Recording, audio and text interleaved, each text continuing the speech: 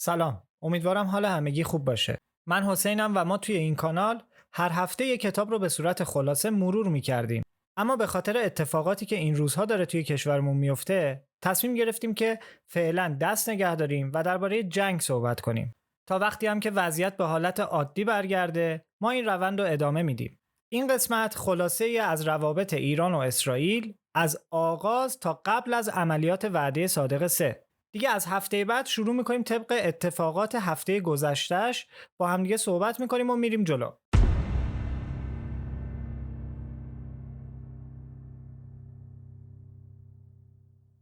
مشکل جمهوری اسلامی و اسرائیل مال امروز و دیروز نیست. خیلی‌ها فکر میکنن اتفاقاتی که توی 7 اکتبر افتاد و بعدش هم اون جریان درگیری ها پیش اومد باعث شد که کار به اینجا کشیده بشه. اما باید بگم تفکراتی که هر دو طرف دارن نشون میداد که دیر یا زود این اتفاقات میفته. من توی یه قسمت به طور کامل روابط ایران و اسرائیل در زمان پهلوی رو توضیح دادم. اگه دوست داشتید میتونید اون قسمت رو ببینید تا از جزئیات روابط این دو حکومت با خبر بشید. اما خیلی خلاصه و کلی بگم، حکومت شاه چون اسرائیل یک کشور تازه تأسیس بود و هنوز مشروعیت درست و حسابی تو سطح جهان نداشت، سعی میکرد خیلی محتاطانه با اسرائیل ارتباط بگیره. یعنی نه دوستی و اتحاد آشکار داشت، نه دشمنی آشکار. مثال هم زدم. با اسرائیل هم تجارت نفتی داشت، هم تو کرمان پروژه ساخت موشک بالستیک افتتاح کردن و هم از طریق بندر ایلات اسرائیل به اروپا نفت میفرستاد. اما از طرف دیگه 3 بار در سازمان ملل برای به رسمیت شناختن اسرائیل رأی منفی داد. شاه توی جنگ اعراب با اسرائیل علنی از اعراب حمایت نظامی و مالی کرد. چرا شاه این برخورد دوگانه رو داشت؟ به هر حال اسرائیل یک کشور تازه تأسیس بود. 2 حالت داشت. یا به خاطر سیاست‌هاش منزوی میشد و در نهایت سقوط میکرد که در این صورت متحداش هم ضرر میکردن، یا تبدیل به یک کشور موفق میشد که در این حالت هم متحداش بودن که سود میکردن. شاه سعی داشت که مهره‌های شطرنج رو جوری بچینه که اگه اسرائیل ضرر کرد ایران هم باهاش ضرر نکنه و اگر برعکسش اسرائیل تونست به یکی از قدرت‌های منطقه یا جهان تبدیل بشه، ایران هم موازی با اون از این قضیه نفع ببره. من خودم بارها گفتم تمام و کمال سیاست شاه در قبال اسرائیل رو قبول دارم و تحسین میکنم. به نظر من بهترین و آینده نگرترین پلن در مورد اسرائیل همین طرح شاه بود. اما یه طرف دیگه این قضیه اسرائیل بود. یعنی اسرائیل هم شرایطی داشت که تا حدی شاه تونست به خواستهاش برسه. مهمترینش دکترین روابط بین المللی بود که بنگوریون نخست وزیر اسرائیل از همون اولین سالهای تأسیس اسرائیل ارائه داد و اجرا شد. سیاستی که بهش میگن دکترین حاشیه. خلاصش اینه که وقتی اسرائیل دید که همه کشورهای همسایش بر علیهش اعلان جنگ دادن، برای اینکه زنجیره حمایت از این کشورها رو قطع کنه، باید با همسایگانش یا متحد بشه یا حداقل روابط محدود ولی مثبتی رو برقرار کنه. مهمترین این کشورها هم ایران، ترکیه و لیبی بودن. ترکیه و لیبی تا حد زیادی هنوز هم به تفاهمنامه و قراردادهایی که اون زمان بسته شد وفادارن. اما ایران همون اوایل پیاده سازی این روابط بود که انقلاب شد.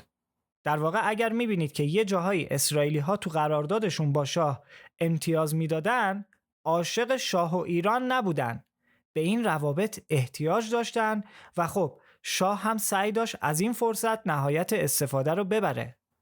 اما خب هنوز چیزی ثابت نشده بود که انقلاب 57 از راه میرسه.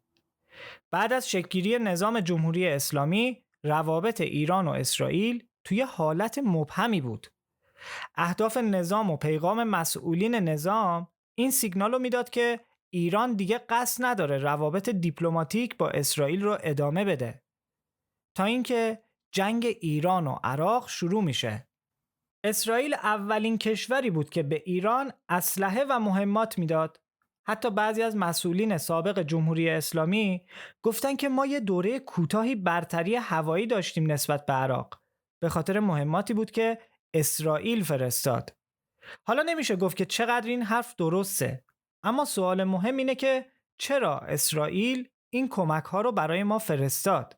خب جواب این سوال واقعا سخته، چون ما 2 منبع داریم که هر دوتاش هم دارن با سند حرف میزنن. یکیش منابع اسرائیلیه و یکیش هم منابع جمهوری اسلامی. اسرائیلیا میگن ما طبق همون دکترین حاشیه‌ای که چند دقیقه پیش توضیح دادم قصد داشتیم که هر جور شده روابطمون با ایران رو حفظ کنیم. ایران و اسرائیل 2 ملت متحد هستن و نظام خمینی هم ابدی نیست. اما جمهوری اسلامی تمام چیزهایی که اسرائیلی ها گفتن رو رد میکنه و چند دلیل برای کمک اسرائیل به ایران توی جنگ ارائه میده. آخریش هم خیلی مهمه و همین که با سند هم در موردش حرف زدن. دلیل اول ضعیف نگه داشتن هر دو طرف جنگ بود. مقامات جمهوری اسلامی میگن اسرائیل هم با ما مشکل داشت و هم با رژیم بعث و بارها هم با ارتش بعث درگیر شده بود. اسرائیل میخواست که این جنگ بیشتر طول بکشه تا از قدرت نظامی هر دو طرف کم بشه و از طرفی هم زمان کافی برای آماده سازی خودش داشته باشه. دلیل اینکه مجسمه صدام رو توی فلسطین زدن هم همین بود که صدام یکی از اصلی ترین دشمنان اسرائیل بود. دلیل بعدی سود مالی اسرائیل بود. یعنی چند نفر از مقامات جمهوری اسلامی میگن اصلا این دادن سلاح به ایران سیاسی نبود. یه تجارت مالی بود و اسرائیل تا قرون آخر پولش هم گرفت. براشم فرقی نداشت که کی ازش داره سلاح میخره. چند نفر دیگه از کارشناسا و رسانه‌های وابسته به نظام گفتن که اسرائیل در هر کشوری با همچین طرح‌هایی نفوذ میکنه تا اونا رو زیر نظر داشته باشه. ایران هم یکی از اون کشورهایی بود که اسرائیل قصد داشت بهش نفوذ کنه تا به اطلاعاتش دسترسی داشته باشه. یه سری دیگه از مسئولین نظام اصلا تمام موارد بالا رو رد کردن و گفتن اسرائیل از طریق شبکه‌های مخفی به ما اسلحه فروخته و ما هم اطلاعی نداشتیم. اصلا هم راضی به این کار نبودیم. کسایی که این کارو کردن نفوذی‌های اسرائیل بودن. تمام این دلایل رو که بذاریم یه طرف، مسئله‌ای که الان بهتون میگم موثق‌ترین و مستندترین دلیلیه که جمهوری اسلامی برای این موضوع مطرح کرده. اونم اتفاقاتی بود که نه تو ایران و نه تو عراق بلکه توی لبنان افتاد. توی دهه 1980 یه گروه تازه تأسیس و تحت حمایت جمهوری اسلامی به اسم حزب الله چند شهروند آمریکایی رو گروگان میگیره. چون ایران به خاطر تحریم بین المللی توی جنگ با عراق با کمبود مهمات مواجه بود، حزب الله اعلام میکنه که در صورتی که آمریکا مهمات در اختیار ایران بذاره گروگانها رو آزاد میکنه. آمریکا که از طرفی قراردادها و تفاهمنامه‌هایی رو با شوروی و حزب بعث داشت، نمیخواست که این تفاهمنامه‌ها بره رو هوا. یه طرحی میده که به جای اینکه مهمات رو مستقیم بفرسته ایران، اول محموله رو بفرستن اسرائیل، بعد از اسرائیل زمینی بفرستن سوریه، بعد ترکیه و بعد هم ایران. حافظ اسد هم از طرف ایران واسطه میشه که مسئولیت این انتقال رو بر عهده بگیره که اگه داستانی پیش اومد توی رسانه ها بگن سوریه بود که به ایران سلاح میفرستاد. در واقع این که میگفتن حافظ اسد تنها حامی ما توی جنگ با عراق بود بیشتر به خاطر همین موضوع بود. این داستان رو برای اولین بار علی اکبر هاشمی رفسنجانی و محسن رضایی تایید کردن و روایت کردن و گفتن این بود داستان، اتحاد و دوستی نبود، یه تبادل غیر مستقیم بود که اسرائیل یکی از واسطه ها بود. جمهوری اسلامی توی همون روزهای اول توی مجلس اسرائیل رو به عنوان رژیم اشغالگر و متخاصم خطاب میکنه و اعلام میکنه نه تنها اقدامی برای به رسمیت شناختنش انجام نمیده، بلکه از تمام گروه‌ها و کشورهایی که در حال مبارزه با اسرائیل هستن حمایت مالی و نظامی میکنه همچنین نابودی کامل اسرائیل رو به عنوان یکی از اهداف اصلی نظام تعیین میکنه. چرا؟ کلاً ایدئولوژی اسلام، نه فقط جمهوری اسلامی، از همون ابتدای تاریخ بر ضد صهیونیسته. معتقدن فلسطین باید در اختیار مسلمان ها باشه. حالا یهودی ها هم همین عقیده رو دارن.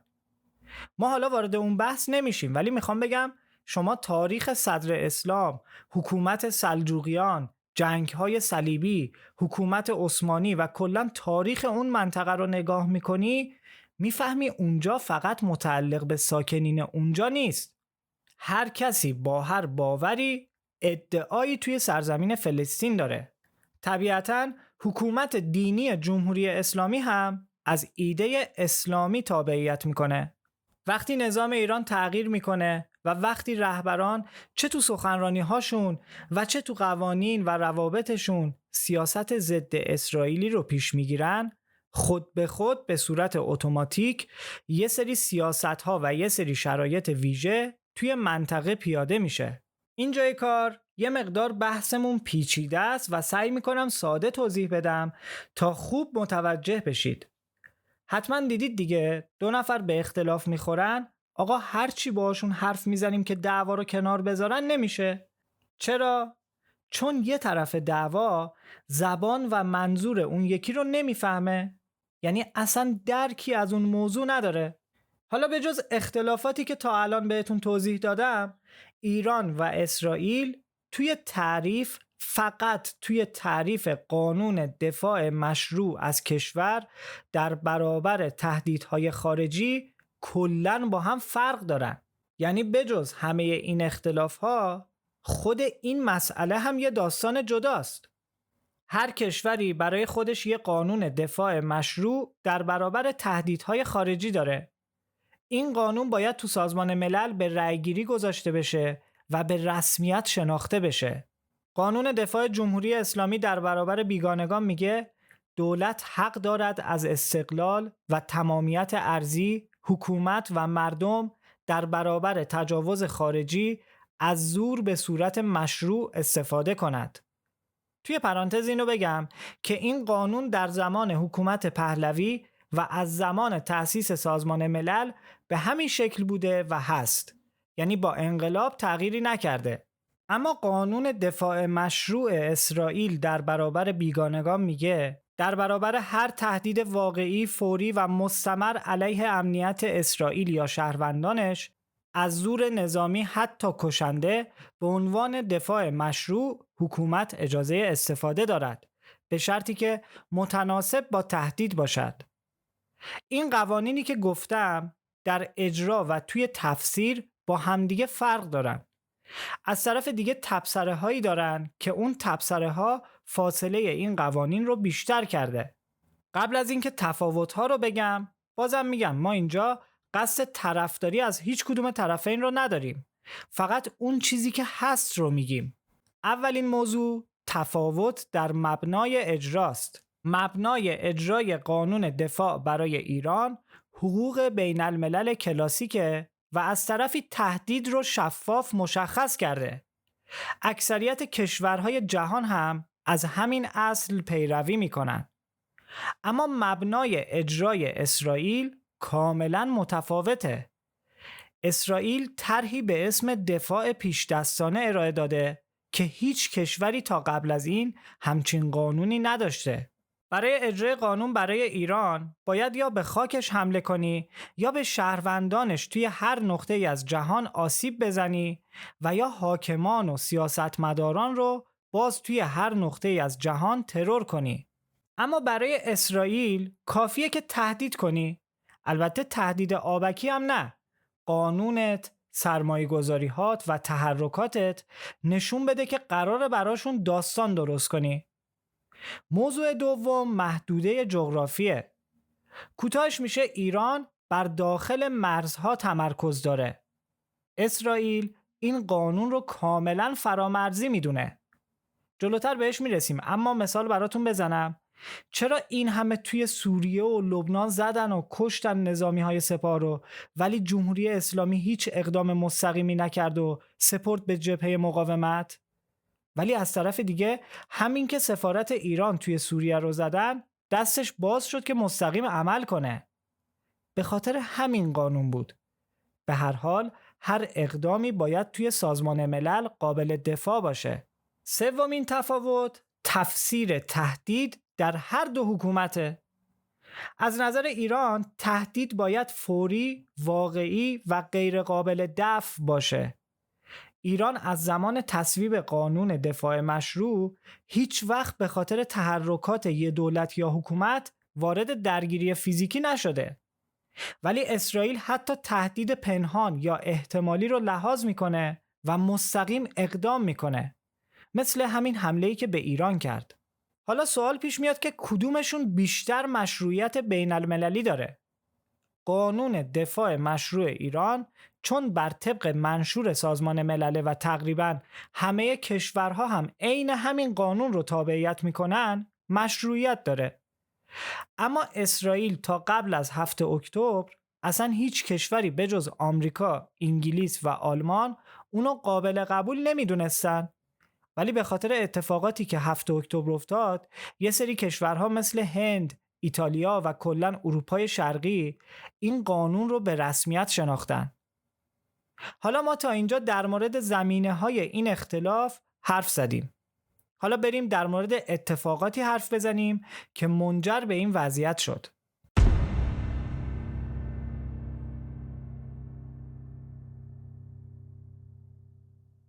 همزمان که جمهوری اسلامی رژیم اسرائیلی رو متخاصم دونسته و از طرفی هم شروع به حمایت از گروه‌هایی مثل حماس و حزب الله کرده و از طرف دیگه هم وقتی نیروهای نظامی خودش سپاه قدس رو توی مناطق مختلفی مستقر کرده، گزارش‌هایی منتشر شده که نشون داده جمهوری اسلامی قصدش از تکنولوژی هسته‌ای ساخت بمب اتمه. اسرائیل هم مدام با عملیات‌هایی مثل ترور دانشمندان ایرانی و حمله به پایگاه‌های حماس و حزب الله و حتی بمبارون نیروهای سپاه تمام سعیش رو کرده که جلوی جمهوری اسلامی رو بگیره. اما از 7 اکتبر دیگه درگیری‌ها خیلی شدت گرفت و اسرائیل هم دست به عملیات‌های بزرگتر زد. نقطه عطف این جریان زمانی بود که آوریل 2024 اسرائیل کنسولگری ایران توی سوریه رو بمبارون کرد. اسرائیل اعلام کرد که فرماندهان نظامی سپاه داشتن برای یه عملیات داخل خاک اسرائیل برنامه ریزی می‌کردن و توی دفتر سفارت جلسه گذاشتن و داشتن هماهنگی‌ها رو انجام میدادن. اگه ما نمیزدیم اونا میزدن. در واقع طبق قانون دفاع مشروع خودش عمل کرد. خب حالا طبق قانون مشروع ایران هم جمهوری اسلامی حق خودش دید تا جواب این عمل اسرائیل رو بده.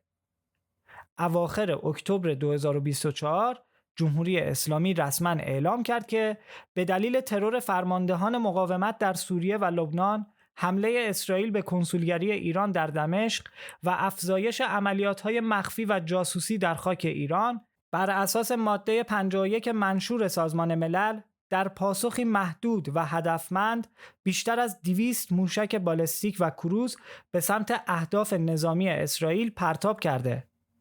چند دقیقه بعد هم حملات پهپادی انجام شد که تعداد دقیقش مشخص نیست و فقط نوشتن که این حمله با پهپادهای شاهد 136، شاهد 138 و پهپاد انتحاری آرش انجام شده. هدفهایی که اصابتشون تایید شد، فرودگاه بنگوریون، پایگاه‌های نظامی حیفا و تل‌آویو و مرکز فرماندهی نیروی هوایی اسرائیل بودند. این مراکز نابود نشدن و فقط به مدت چند روز تعطیل شدند. اما حمله به کنسولگری ایران و بعد هم عملیات وعده صادق یک نقطه عطفی شد توی تاریخ روابط بین کشورهای منطقه. قشنگ برای همه روشن شد که قراره یه دوره تاریک توی خاورمیانه رقم بخوره. بعد از این اتفاق جمهوری اسلامی اعلام کرد به هدفی که میخواست رسیده. اعلام کردن هدفشون بازدارندگی بود، نه کشتار. با آسیب‌هایی که به مراکز نظامی زدن به هدفشون رسیدن. اما اسرائیل اعلام کرد سیستم‌های دفاعی گنبد آهنین و پیکان 3 فعال شدن و تونستن 90% موشک‌ها رو رهگیری و منهدم کنن. طبق اعلام تایمز این عملیات 5 کشته داشته که 3 نفرشون نظامی و 2 نفرشون هم غیر نظامی بودن. 10 زخمی هم داشته که حال همشون خوبه. اما خب بیانیه‌های هر دو طرف نشون میداد که این بازی ادامه داره. بلافاصله بایدن از اسرائیل حمایت کرد و گفت که تعهد ما نسبت به اسرائیل محکمتر از همیشه پابرجاست. نیروهای آمریکایی که توی خاورمیانه بودن به حالت آماده باش در اومدن و ناوهای جنگی آمریکا وارد مدیترانه شرقی شدن. اتحادیه اروپا اقدامات جمهوری اسلامی رو محکوم کرد و عمل ایران رو تحریک‌آمیز دونست. طرف غربی تمام و کمال از اسرائیل حمایت کردند. اما شرقی ها چی؟ شرقی ها هم همین کارو با ایران کردن؟ روسیه اعلام کرد رفتار اسرائیل دلیل اصلی این بحرانه و روسیه خواهان توقف فوری حملات هوایی ایران به اسرائیل شد. یه واکنش خنده‌دار که با توجه به تاریخ روابط بین ایران و روسیه انتظار میرفت که همین کارو کنن. یعنی گفتن که ما میدونیم اسرائیل مقصره ولی شما کاری نکن. چین هم با انتشار یه بیانیه نسبت به امنیت انرژی ابراز نگرانی کرد. ترکیه و کشورهای اسلامی منطقه هم با دعوت هر دو طرف به خویشتن‌داری سعی کردن خودشونو از این درگیری دور نگه دارن. همین واکنش بین المللی به این اتفاق دست اسرائیل رو باز گذاشت تا قشنگ اون چیزی رو که نیاز میبینه انجام بده. رفت سراغ غزه، بعد رفت لبنان که حالا خود جنگ اسرائیل با این گروه ها یه داستان مفصله. اما چیزی که برای ما مهمه اینه که نیروهای سپاه در حال عقب نشینی تو منطقه و گروه‌های مقاومت هم به شدت در حال آسیب دیدن بودن. اسرائیل هم مدام میگفت که خطر ایران هنوز براش رفع نشده و به محض اینکه فرصتش فراهم بشه به سراغ تأسیسات و زیرساخت‌های نظامی جمهوری اسلامی میره. آبان 1403 اسرائیل توی یه عملیات هوایی به اسم شمشیر مقدس 2 یک حمله چند جانبه به داخل خاک ایران رو شروع میکنه. هدف این عملیات بازدارندگی راهبردی و بازگرداندن توازن قدرت و همچنین از بین بردن بخشی از توان پهپادی و موشکی ایران اعلام شد. توی این حمله اسرائیل هم از هواپیمای F-35 و F-16 و هم از پهپادهایی مثل هریبون استفاده کرد. به علاوه این اقدامها همزمان یک حمله سایبری به شبکه برق، پدافند و بعضی از سامانه‌های ارتباطی سپاه انجام دادند. مناطقی که هدف گرفته شد پایگاه‌های سپاه کرمانشاه، همدان، عراک، کرج، تأسیسات موشکی سمنان و خرم‌آباد، انبار پهپادی کرمان و بندرعباس بود. در مورد خسارات و تلفات این حمله جزئیات دقیقی بیرون نیامد. اما رسانه‌های خارجی نوشتن حداقل 40 نفر از نیروهای سپاه کشته شدند که جمهوری اسلامی اعلام کرد کلاً 4 نفر بودند. جمهوری اسلامی همچنین گفت که آسیب زیادی هم به تأسیسات وارد نشده. بعضی از منتقدا میگن نظام برای اینکه این درگیری کش پیدا نکنه این حرفا رو زد و الا اسرائیل بارها با تصاویر ماهواره‌ای اعلام کرد که به همه اهدافش توی این عملیات رسیده.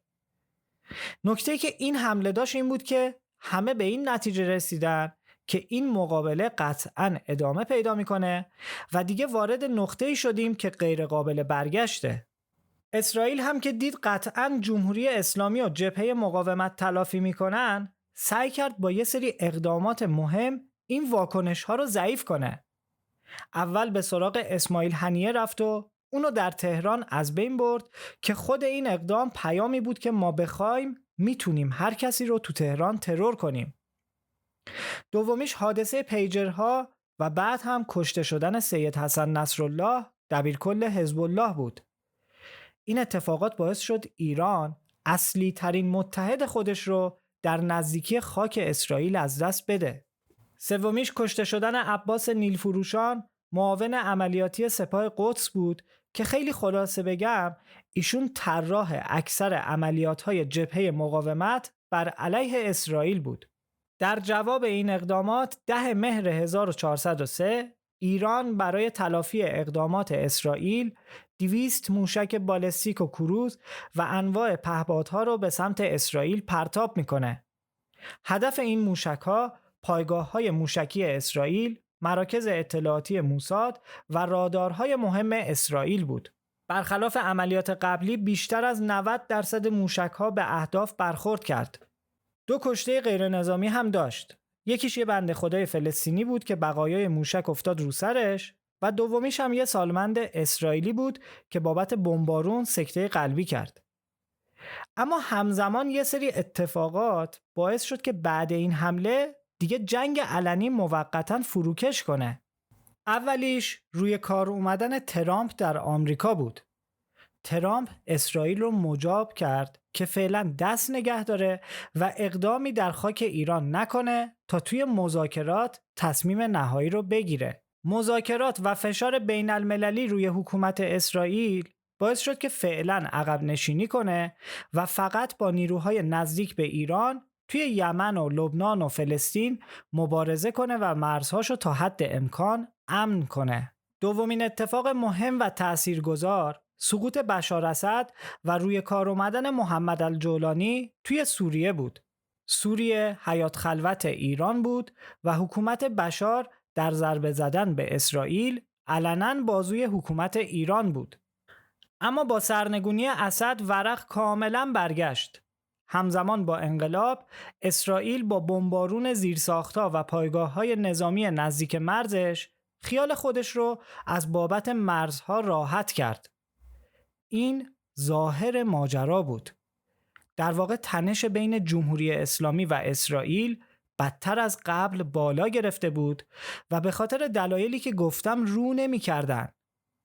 همونطور که امروز شما می دونید اسرائیل تمام این مدت با استقرار عواملش توی ایران داشت پهپاد و پرتابه به ایران منتقل می کرد و آماده یه حمله بزرگ می شد. جمهوری اسلامی هم بیکار نشسته بود. ایران هم جاسوس‌هایی رو توی اسرائیل اجیر کرده بود و داشت لوکیشن و اطلاعات اماکن نظامی و حساس اسرائیل رو به ایران منتقل می‌کرد. مهمترینش هم انتقال اسناد و اطلاعات فعالیت هسته‌ای اسرائیل به ایران بود. همزمان با این اتفاقات بود که اختلاف بین تیم مذاکره کننده ایرانی و آمریکایی بالا گرفت. آمریکایی‌ها گفتن ایران حق هیچ گونه غنیسازی نداره، اما تیم عراقچی گفتن که غنیسازی که میکنیم، فقط بابت صلح‌آمیز بودن فعالیت هسته‌ای میتونید بازرس بفرستید و میتونید تمام و کمال چک کنید تا خیالتون راحت شه. یه اختلاف دیگه هم این بود که دولت آمریکا میگفت مذاکرات فقط در مورد پرونده هسته‌ای نیست. ایران باید فعالیت موشکیش رو هم محدود کنه. در مورد اونم باید مذاکره بشه. اما تیم ایرانی اعلام کرد که صنعت موشکی ایران به هیچ عنوان قابل مذاکره نیست و این مذاکرات فقط در مورد برنامه هسته‌ایه. حتی 2 بار برای مذاکره وقت تعیین شد، اما به خاطر همین اختلافات که پایه و اساس مذاکره بودن کنسل شد. بلافاصله نتانیاهو با ترامپ دیدار کرد و توی نشست خبری گفت ایران داره با مذاکرات وقت میخره تا به بمب اتم برسه و الا رهبران جمهوری اسلامی میدونن که توافق عملی نمیشه. اما ترامپ اعلام کرد که فرصت مذاکره و توافق رو به ایران میده و فعلا به چیزی غیر از مذاکره فکر نمیکنه. 12 ژوئن بود که رسانه‌های مختلف اعلام کردن که قرار مذاکرات بین ایران و آمریکا از سر گرفته بشه.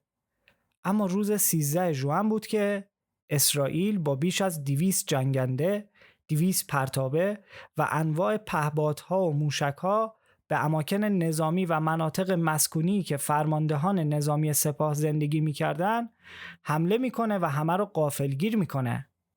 این حملات به صورت ممتد ادامه داشت. تلفات این حمله حداقل 244 کشته و 1000 زخمی بود که بینشون فرماندهان نظامی، دانشمندان هسته‌ای و حتی مردم غیر نظامی بودند. این اولین باری بود که مردم عادی در حمله مستقیم اسرائیل کشته می شدن و همین نشونه یه جنگ متفاوت بود. بلافاصله بعد حمله نتانیاهو از ترامپ بابت کمک و هماهنگی برای این عملیات تشکر کرد. مشخص شد که ترامپ از این حمله کاملاً باخبر بود. سوای اختلافات بین المللی، مردم ایران هم با همدیگه به اختلاف نظر خوردن. خیلی‌ها معتقدن که این جنگ باعثش فقط و فقط جمهوری اسلامیه و باید به صورت متحد برای براندازی اقدام کنن. اما خیلی‌های دیگه معتقدن که اختلاف مردم و نظام یه مسئله داخلیه و اسرائیل و هیچ کشوری حق دخالت در اوضاع داخلی ایران رو ندارن و در صورت تعرض به خاک ایران باید باهاش مقابله کنن، حتی به قیمت دفاع از نظام جمهوری اسلامی.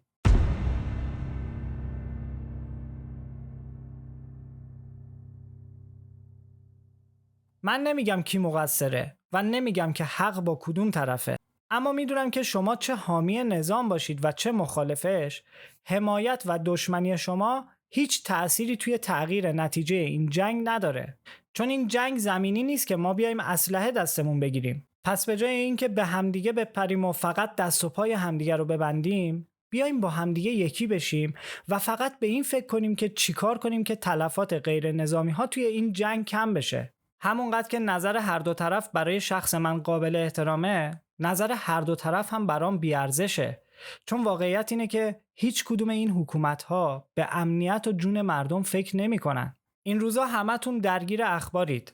این جنگ و این اوضاع تا سالها روی روان و سلامتیتون تأثیر میذاره. سعی کنید روزی 1 ساعت از اخبار فاصله بگیرید. نمیگم کاملا بیخبر باشید، اما میگم روزی 1 ساعت وقت خالی کنید و به ذهن خودتون فکر کنید.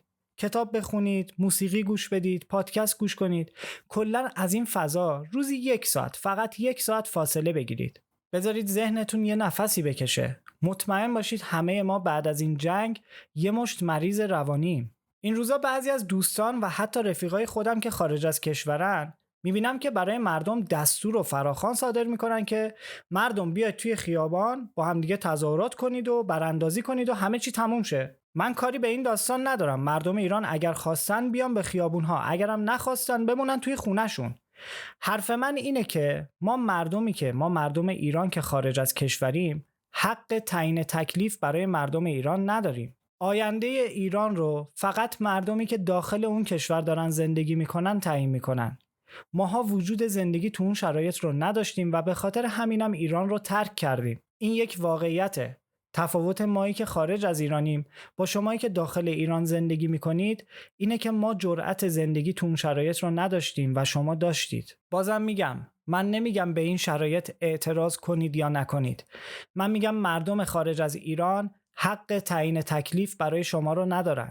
مردم خارج اگر واقعا نگران مردم داخل هستید، بیاید یه کاری بکنیم.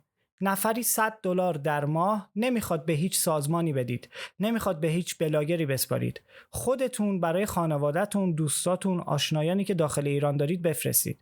تعارف که نداریم. همه کاسبی‌ها الان تعطیله و همه وضعشون خرابه. $100 هم کسی رو فقیر نمیکنه. بیاید نفری $100 به یه نفر که خودمون میشناسیم کمک کنیم. اصلا هم نمیخواد سر صدای این داستان رو در بیارید. خودتون بزنید به حساب کسی که قبولش دارید. در آخر اگر که از داخل ایران دارید این ویدیو رو میبینید، من از تک تکتون معذرت میخوام و شرمندم که کنارتون نیستم. مراقب خودتون باشید و لطفاً مسائل ایمنی رو رعایت کنید. دوستان، موندن زیر موشک بارون نشونه جرأت نیست، نشونه حماقته. سعی کنید این روزها احساسی رفتار نکنید. با عقل و منطق تصمیم بگیرید. این قسمت مقدمه‌ای بود برای شروع این جنگ. از هفته دیگه اتفاقاتی که توی هر هفته میفته رو با هم دیگه مرور میکنیم تا به صورت بی‌طرف از تصمیماتی که گرفته میشه با خبر باشیم. البته امیدوارم که تا هفته دیگه همه چی تموم شده باشه و همتون سلامت و شاد اینجا برام پیغام بذارید. مراقب خودتون باشید. ممنون که وقت گذاشتید. هفته دیگه میبینمتون. فعلا.